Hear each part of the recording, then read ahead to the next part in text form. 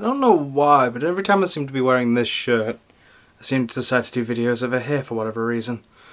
Anyway, welcome back to the day of the day. We have 3 days for today, starting with National Name Your Poison Day. I thought it was Pick Your Poison, but anyway, the idea, the commonly used phrase, or at least variants thereof, by bartenders when it comes to asking you wish you want. Or what your if you're going to somewhere regularly, what your common drink is, what your go-to. Personally, mine is Cherry Coke and Southern Comfort, which I thought about making and then went, nah, I can't be bothered. I make a really bad alcoholic. Yeah, I really like alcohol, just like most people, bar a few things. I don't like bitters, like the beer bitters, not like aromatic bitters or whatever. Because I like cocktails. Cocktails are great. I have a whole cocktail set, and if I ever get limes, I have the stuff to make... I mean, even without limes, I have the stuff to make cosmopolitan... Well, cheap cosmopolitans without the limes, but with limes, actual cosmopolitans. But apparently the antithesis to alcoholism is apathy and laziness. Because, yeah, that's a lot of the time why I don't drink. It's just like, can't be arsed. That's all you have to do. All you have to do is... I just can't be asked. Like, I've got nothing in the fridge. It's alcoholic, so it would have to be something with a mixer. My go-to is that I've got gin down there and plenty of lemon lime soda, like Rubicon lemon lime soda. None of this is sponsored. This is just the stuff that I use. That's really good with gin, and that's one of my go. Like I probably will be drinking. I may be drinking if I can be asked and put some pre-planning into it during Backlash, which, God, that's going to be a weird show. Because they're hyping the whole thing under the pretense that it's the greatest wrestling match of all time, when even the wrestlers involved are kind of acknowledging the fact that it's not. Randall Keith has bought a jet. Speaking of wrestling, today is National Best Friends Day. Yeah, that was a transition. I was thinking of doing like a full Orange Cassidy, then realised I have nothing denim and these are my sunglasses because they transition, and it's kind of too dark outside by this point to just sort of stand by the window for 5 minutes until my glasses go dark, quickly set up and do the video, and then wait for my glasses to go normal and or just continue with the video while they slowly go normal. Yeah, but maximum effort. Orange Cassidy's great. I'm glad they actually are doing stuff with Orange Cassidy. Because for the whole time he was with the best friends and not actually wrestling, I was worried that they just weren't going to have him wrestle at all. But the fact that not only are they having him wrestle, but they're having him wrestle properly, proper Orange Cassidy matches. Flying forearm, Superman punch and all, and laziness and hands in the pocket moves and all that. Fantastic. So all the reasons why we love Orange Cassidy. I think that's just a testament to how great IAW is, because it actually, it actually just lets the wrestlers be the wrestlers. It doesn't try to change them. It doesn't try to make them something they're not most of the time. They take the fact that, oh, Orange Cassidy is this weird, lazy character, and run with it. They just go with it. They make it fit.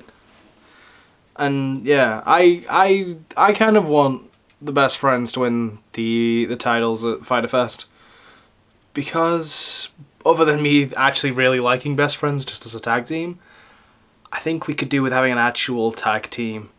Having the tag team belts, as so far we've had part of SCU that wasn't even supposed to be the part of SCU that was competing. Which, that's fine, SCU's still a team, even if it's not the part of SCU that was originally supposed to be competing.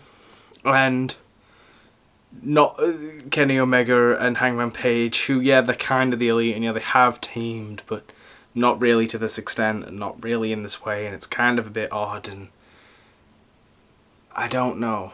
I don't think that whole storyline needs the tag belts, and I think it frees Hangman up to do something else, maybe even be an open challenge, surprise. I think they need to stop announcing who's going to be the next open challenge competitor as well, because they already announced that the next one is going to be Mark Quinn from Private Party, which, fair enough, but I think they should stop announcing it, because I think it's better Cody comes out and then who's gonna challenge, and then it's a surprise. That was the one thing that was really good about the John Cena Open Challenge and why it's set up for all these things, yeah. Set up for surprise Sami Zayn match. Surprise Kevin Owens coming in and beating the shit out of John Cena. Surprise Alberto Del Rio returned and beat John Cena for the US title belt. Surprise makes the Open Challenge. The Open Challenge is fun and all, but it's better with the surprise element. I can understand why at the moment you want to advertise it because it's just getting off of the ground, but maybe start making it a surprise. That leaves you open to do stuff like, oh yeah, no, Hangman Adam Page is now challenging. Yes, I know, but he also, yes, I know they're technically both part of the Elite, but then again, also, Hangman Page said he wanted to leave the Elite and then got dragged back in, so I don't know, I think that would make it better. That's just my opinion. And finally, National Oopsie Daisy Day. Yes, it is talking about mistakes, but it's the way it's written is a lot more philosophical than just, shit, well, I made a mistake. It sort of refers to the idea that there's always another day, there is always something else. Our lives, though on the grand scheme of things are short, are pretty long. We have a lot of time, and we will do and say a lot of things. And a decent majority of those will be mistakes, but you're just going to move on from them. You know, recover from them, evolve from them, learn from them, and grow as a person. I think this is a real, reading it for its face value, it's like, oh, it's a weird way of referring to mistakes that you generally only use when you're referring to kids' mistakes, right? Like, you're not hearing people saying oopsie daisy so much in adult life, because the concept of adulthood is 100% made up. But you don't hear that much. So having that be the title of today is making it sound, it kind of undermines itself, honestly. But no, it's actually quite an interesting concept, the idea of, yeah, move on, take your mistakes and grow from them, get better, be better, and just grow, just move on from it. Like, mistakes happen, sure, there's no point worrying about it too much. Obviously, some things you need to worry about to some degree.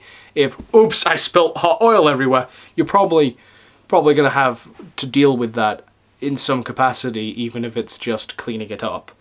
And possibly, quite potentially, having to go to the hospital, go to accident emergencies. If at all possible, do so on your own volition, or someone in your vicinity's volition, and because that's one of those ones that actually it depends. It depends where you drop it, because hot oil can be real high degree burns. Thinking about it, yeah, you get the point. It's probably a weird analogy, actually. It's probably not quite the type of thing it's talking about, but it serves its purposes for explaining the philosophy of it. So that was your video for today. The word days in there. There was a lot of talking about wrestling in there because NXT TakeOver was last night. I think, I don't know, time is becoming real hard to follow. Backlash is this weekend, and yeah, a lot of stuff's happening wrestling-wise. Also because there was literally a best friends day, and I feel better talking about the tag team than trying to talk about the concept of best friends, because I feel it hard to define best friends, because I'm either friends with you or I'm not. Like, that is the two extremes. I don't, like, I'm probably more there are people I am closer friends with than others, but yeah, like,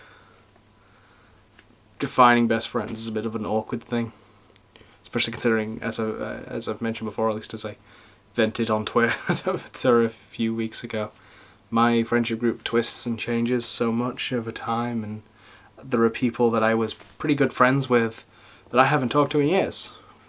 And I would want to reopen that conversation line with them, but I am too socially awkward and don't know the proper way of going about it to just be like, hey, it's been a while, we should catch up. And like I'm constantly like, I don't know how people feel about me. And as much as I shouldn't care that to a degree, I kind of have to care about that when it comes to, you know, wanting to know if people want to reconnect and stuff. So yes, today was a weird combination of wrestling and theology.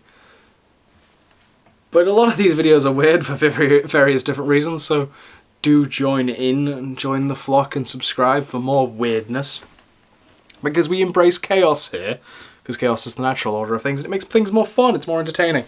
Share this and any of the other videos in the series, because, well, simply because YouTube and Google do not. Getting the word out is not easy, and the main part of this is to grow an audience more than anything else. I'm not, as much as somewhere down the line I do need to be making some money off of something I'm doing, this is more to get the audience, this is more to get the people so they can see the other stuff I'm doing and to help change the world, because one man is not going to do that. You've seen the armies marching recently, and I've said it in the past few videos, bless them, their work is very much appreciated, because yeah, racism and discrimination and all that sort of shit, it's not acceptable in this new world. We are entering a new age, it's fair to say. We've had this sort of weird middling period for the past 2 years where everyone sort of slowly started to get more... The internet started to become more and more prevalent in most people's lives, but also not in a lot of other people's lives. Because of the quarantine, it is now very much a part of everyone's life.